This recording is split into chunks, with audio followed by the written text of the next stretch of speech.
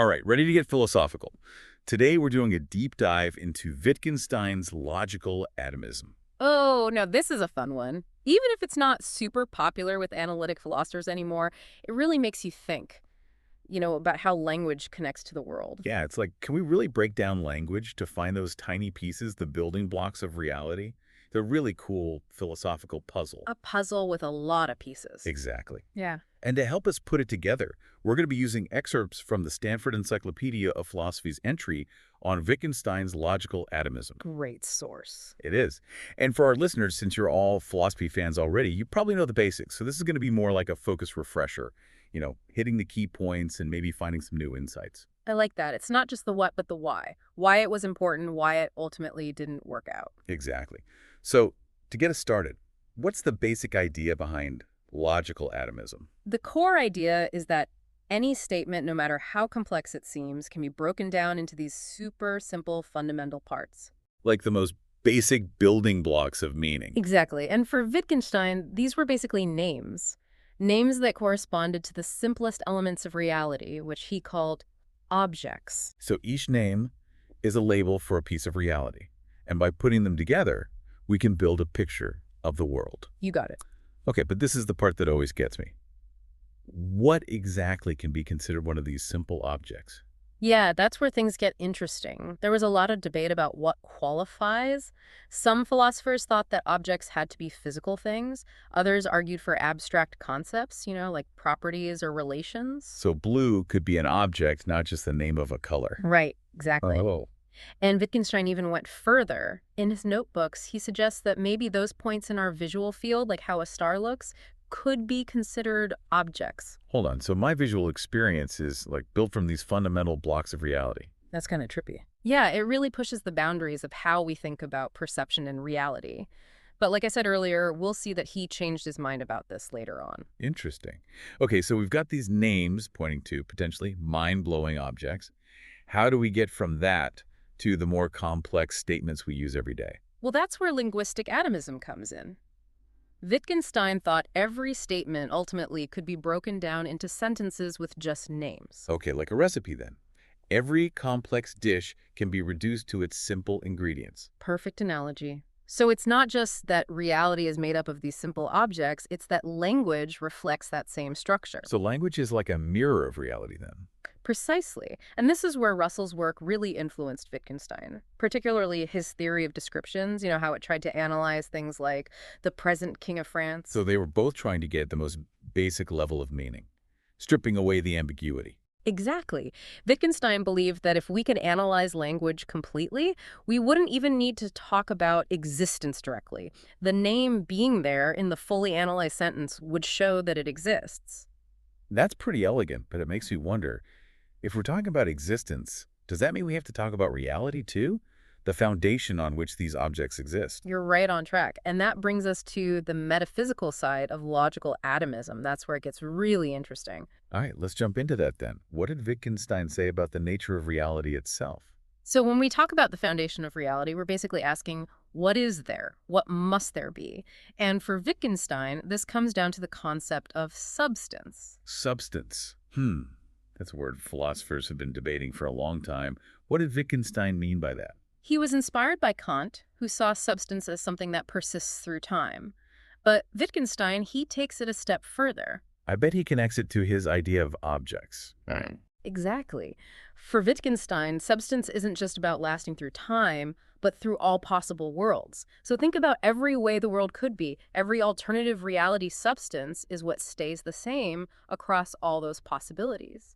So the specific arrangement of objects might change in different possible worlds, but the objects themselves are always there. Like in one world, my coffee cup is blue, in another it's red, but the object of the coffee cup is always there. Right. He used this great metaphor. Objects are the fixed elements, and how they combine is the changing element. So it's like objects are the blueprint, and the world we see is just one configuration of those building blocks. So these objects are like the bare bones of reality, the skeleton that different possible worlds are built on. That's a great way to put it.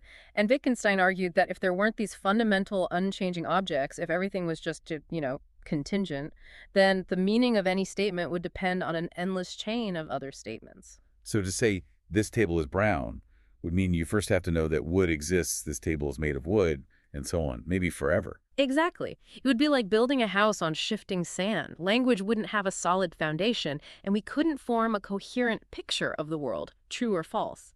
I see the logic there, but it raises some questions. For instance, how can we be sure a name refers to the same object across all these different possible worlds? And couldn't there be meaningful statements that are neither true nor false, even if we say objects exist? Those are some of the big challenges philosophers raised against Wittgenstein's argument for substance, like how reference works and whether there are gaps in truth values. These are things philosophers are still debating today.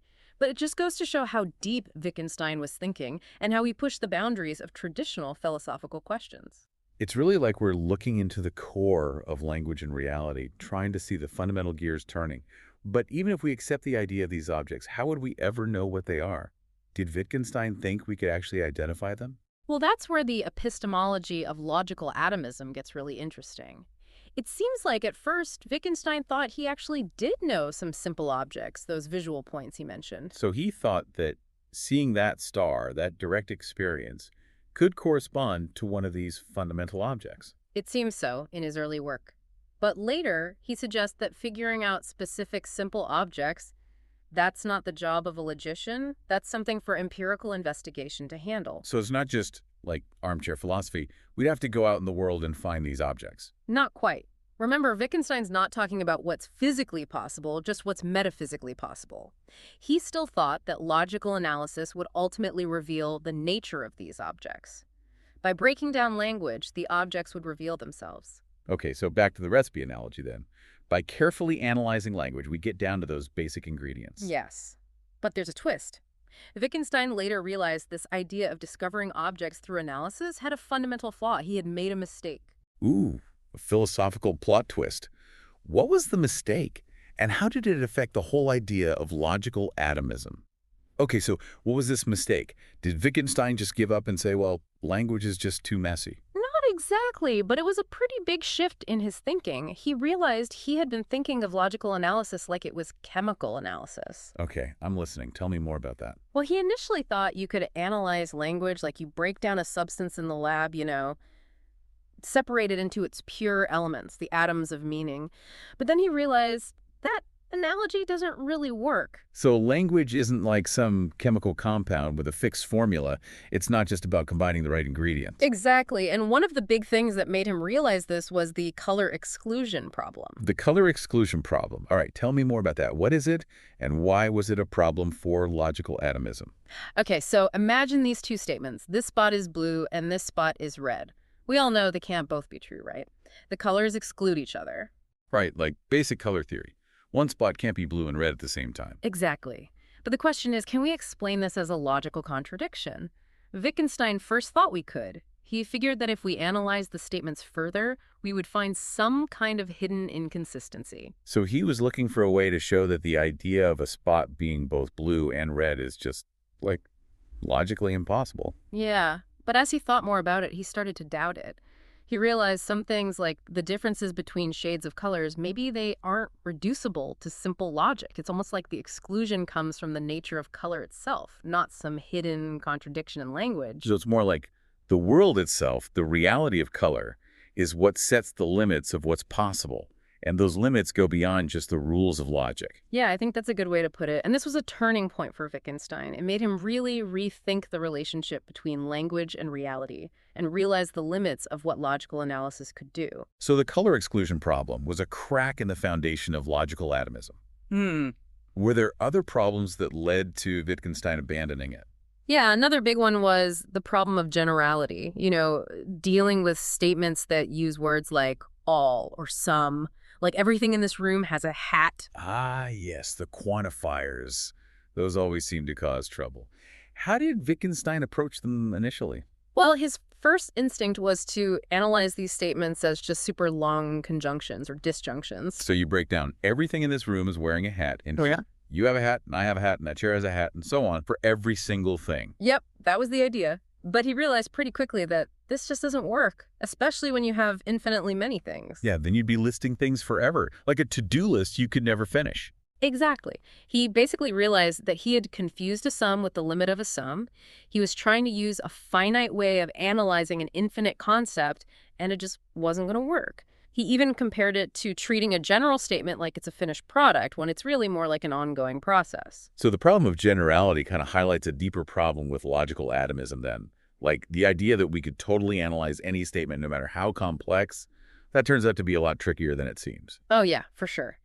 Wittgenstein realized that he had been too quick to assume that language perfectly mirrored reality in this really neat way. He came to see that language is a lot more fluid and contextual than that. Wow, what a journey. We started with this idea of breaking down language into its basic pieces and ended up questioning the nature of meaning, reality, and how we make sense of the world. So for our listeners who've been on this deep dive with us, what did you say are the big takeaways from Wittgenstein's struggles with logical atomism? I think a big takeaway is that even really brilliant philosophical ideas can be challenged, they can change.